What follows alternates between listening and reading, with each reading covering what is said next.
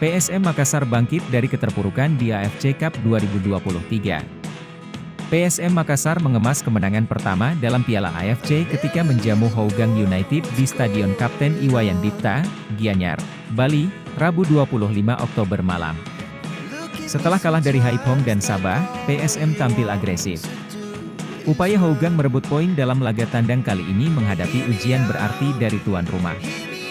PSM sudah menghasilkan peluang pada menit kelima ketika sepakan Rizky Eka Pratama membentur Mistar. 2 menit berselang giliran Adilson yang memiliki peluang, namun bola yang disepak masih melebar dari gawang. Memasuki menit ke-9, upaya Everton tak bisa berbuah gol karena bola mengenai tiang gawang.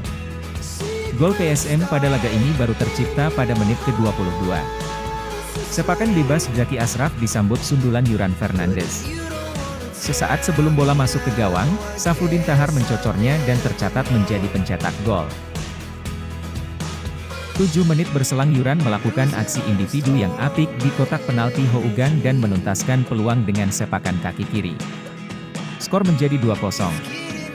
Pasukan Ramang memiliki kans lagi pada menit ke-37, namun sundulan Safruddin tak sempurna mengarah ke gawang.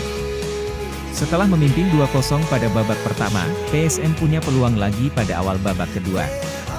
Peluang Yuran dan Adilson pada menit ke-47 masih bisa diselamatkan kiper Saiful Nizam. Pada menit ke-53 Yuran Fernandes kembali memiliki peluang, namun tidak ada gol tercipta. Semenit kemudian soloran Adilson berakhir dengan gol. Bola sempat mengenai Naupi Kuriyama sebelum bersarang di gawang Hougang. Pada menit ke-78 wasit menunjuk titik putih di kotak penalti PSM setelah Andi Harjito melanggar Haswan. Hougang memperkecil ketertinggalan lewat penalti George Maksimovic.